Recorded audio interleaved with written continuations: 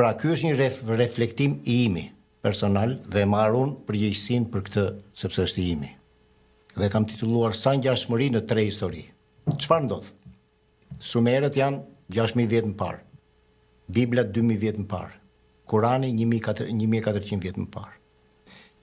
Kam marrë vetëm pak momente të fillimit. Sumerët tregojnë për një këshill të Anunnakit, ku vendoset krijimi i njeriut. Dhe njeriu krijohet nga argjila.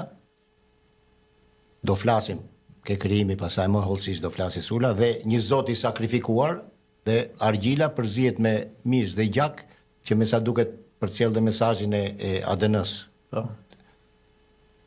Bibla tregon që Zoti në shumës flet me dikë për vendimin e tij për krijimin e njeriut. Dhe Adami formohet nga argjila plus fryma e Zotit. Kurani tregon për Zotin, për Allahun pra, që njofton grupin e lartë për vendimin e tij për krijimin e Ademit. Ademi krijohet nga argjila plus fryma e Zotit. Të treja historitë flasin për kopshtin në Eden, që është diku në lindje, pra flitet nga një vend, si me thënë, që Edeni është diku në lindje të këtij pozicioni, ke të treja këto.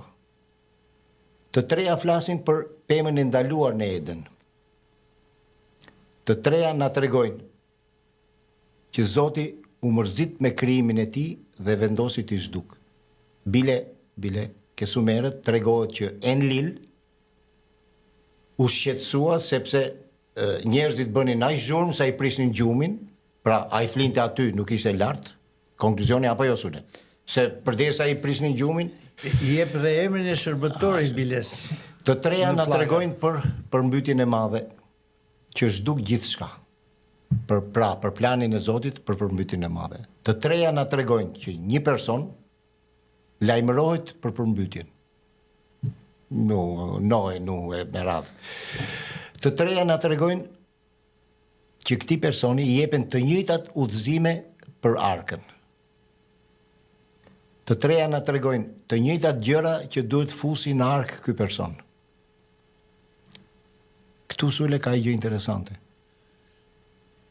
Gjithkush e kupton që ka diçka që secën se s'mund të futen gjithë këto çifte kafshësh që shpendesh e kështu që ka toka në atë ark, por ke Sumerët trajtohet ndryshe, trajtohet fara e gjithë këtyre kafshëve këty.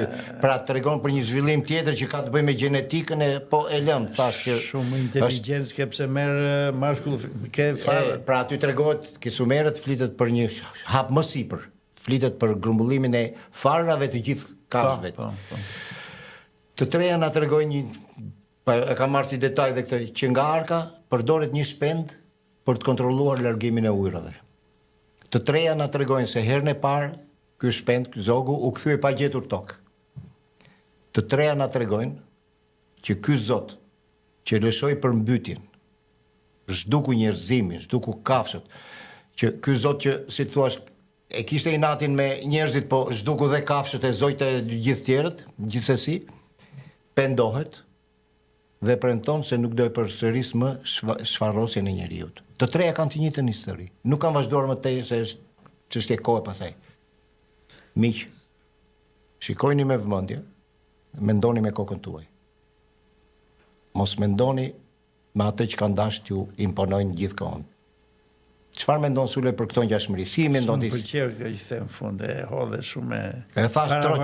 Hodhe. Jo. The troç fare. Troç, mendoni me kokën tuaj. Unë e kuptova kështu, po na mashtrojnë keq fare. Nuk e thash mendoni me kokën tuaj, ja ku i keni, mendoni me kokën tuaj, thoni që nuk qëndrojnë. Nëse ndonjëra nga këto nuk është e vërtet, më thoni që në komentet tuaja që kjo nuk është e vërtet.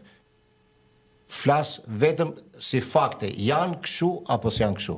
Nuk flas për interpretim të tyre. 3 fe të ndryshme, të distancuara në kohë nga njëra tjetra, 6000 vjet përpara, 2000 vjet para, 1400 vjet. Edhe flasin për kanë të njëjtat histori, të njëjtën rregull. Edhe më mbrapa vazhdojnë këto, por thash mora deri ke përmbytja dhe ke prekja e këtij Zoti.